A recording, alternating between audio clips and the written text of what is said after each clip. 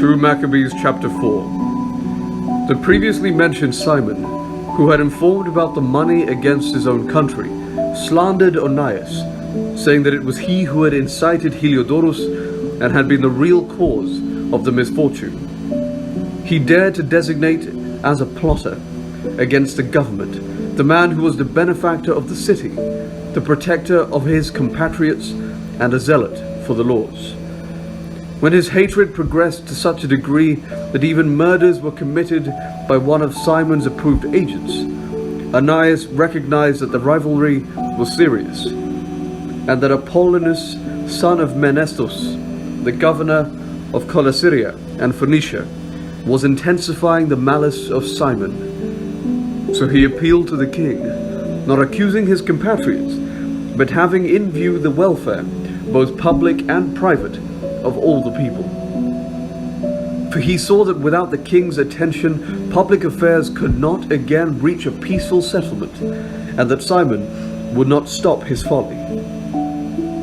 When Seleucus died, and Antiochus, who was called Epiphanes, succeeded to the kingdom, Jason, the brother of Onias, obtained the high priesthood by corruption, promising the king at an interview 360 talents of silver, and from another source of revenue 80 talents. In addition to this, he promised to pay 150 more if permission were given to establish by his authority a gymnasium and a body of youth for it, and to enroll the people of Jerusalem as citizens of Antioch. When the king assented and Jason came to office, he at once shifted his compatriots over to the Greek way of life. He set aside the existing royal concessions to the Jews, secured through John, the father of Hippolytus, who went on to the mission to establish friendship and alliance with the Romans. And he destroyed the lawful ways of living and introduced new customs contrary to the law. He took delight in establishing a gymnasium right under the citadel, and he induced the noblest of the young men to wear the Greek hat. There was such an extreme of Hellenization, an increase in the adoption of foreign ways because of the surpassing wickedness of Jason, who was ungodly and no true high priest, that the priests were no longer intent upon their services at the altar. Despising the sanctuary and neglecting the services, the sacrifices, they hurried to take part in the unlawful proceedings in the wrestling arena after the signal for the discus throwing, disdaining the honors prized by their ancestors and putting the highest value upon Greek forms of prestige. For this reason, heavy disaster overtook them, and those whose ways of living they admired and wished to imitate completely became their enemies and punished them. It was no light thing to show irreverence to the divine laws, a fact that later events will make clear. When the quadrennial games were being held at Tyre, and the king was present, the vile Jason sent envoys, chosen as being Antiochian citizens from Jerusalem, to carry 300 silver drachmas for the sacrifice to Hercules. Those who carried the money, however, thought best not to use it for sacrifice, because that was inappropriate, but to expend it for another purpose. So this money was intended by the sender for the sacrifice of Hercules, but by the decision of his carriers, it was applied to the construction of triremes.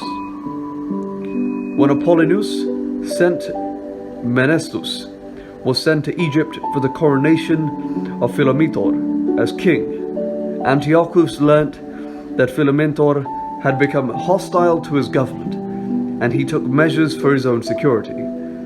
Therefore, upon arriving in Joppa, he proceeded to Jerusalem. He was welcomed magnificently by Jason and the city, and ushered in with a blaze of torches and with shouts. Then he marched his army into Phoenicia. After a period of 3 years, Jason sent Menelaus, the brother of the previously mentioned Simon, to carry the money to the king and to complete the record of essential business. But he, when presented to the king, extolled him with an air of authority, and secured the high priesthood for himself, outbidding Jason by 300 talents of silver. After receiving the king's orders, he returned, possessing no qualification for the high priesthood, but having the hot temper of a cruel tyrant and the rage of a savage wild beast. So Jason, who after supplanting his own brother was supplanted by another man, was driven as a fugitive into the land of Ammon. Although Menelaus continued to hold the office, he did not pay regularly any of the money promised to the king. When Sostratus, the captain of the citadel, kept requesting payment for the collection of the revenue was his responsibility, the two of them were summoned by the king on account of this issue. Menelaus left his own brother, Lysimachus, as deputy in the high priesthood, while Sostratus left Crates, the commander of Cyprian troops. While such was the state of affairs, it happened that the people of Tarsus and of Malus revolted because their cities had been given as a present to Antiochus, the king's concubine. So the king went hurriedly to settle the trouble, leaving Andronicus, a man of high rank, to act as his deputy. But Menelaus, thinking he had obtained a suitable opportunity, stole some of the gold vessels of the temple and gave them to Andronicus. Other vessels, as it happened, he had sold to Tyre and the neighboring cities. When Onias became fully aware of these acts, he publicly exposed them, having first withdrawn to a place of sanctuary at Daphne, near Antioch. Therefore Menelaus, taking Andronicus aside, urged him to kill Onias. Andronicus came to Onias and, resorting to treachery, offered him sworn pledges and gave him his right hand. He persuaded him, though still suspicious, to come out from the place of sanctuary. Then, with no regard for justice, he immediately put him out of the way. For this reason, not only Jews, but many also of other nations were grieved and displeased at the unjust murder of the man. When the king returned from the region of Cilicia, the Jews in the cities appealed to him with regard to the unreasonable murder of Onias, and the Greeks shared their hatred of the crime. Therefore Antiochus was grieved at heart and filled with pity, and wept because of the moderation and good conduct of the deceased. Inflamed with anger, he immediately stripped off his clothes from Andronicus, tore off his purple robe, and led him around the whole city to that very place where he had committed the outrage against Onias, and there he dispatched the bloodthirsty fellow. The Lord thus repaid him with the punishment he deserved. When many acts of sacrilege had been committed in the city by Lysimachus, with the connivance of Menelaus, and when report of them had spread abroad, the populace gathered against Lysimachus, because many of the gold vessels had already been stolen. Since the crowds were becoming aroused and filled with anger, Lysimachus, armed with 3,000 men, and launched an unjust attack under the leadership of a certain Auranus, a man advanced in years, but no less advanced in folly. But when the Jews became aware that Lysimachus was attacking them, some picked up stones, some blocks of wood, and others took handful of the ashes that were lying around, and threw them in wild confusion at Lysimachus and his men. As a result, they wounded many of them, and killed some, and put all of the rest to flight.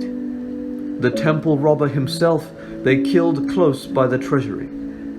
Charges were brought against Menelaus about this incident.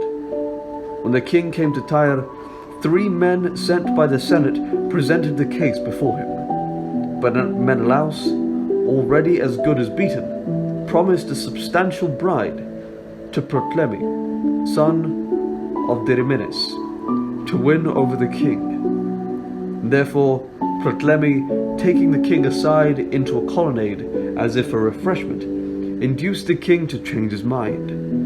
Menelaus, the cause of all the trouble, he acquitted of the charges against him, while he sentenced to death those unfortunate men, who would have been freed uncondemned if they had pleaded even before Scythians. And so those who had spoken for the city and the villages and the holy vessels quickly suffered and the unjust penalty. Therefore even the Tyrians, showing their hatred of the crime, provided magnificently for their funeral. But Menelaus, because of the greed of those in power, remained in office, growing in wickedness, having become the chief plotter against his compatriots.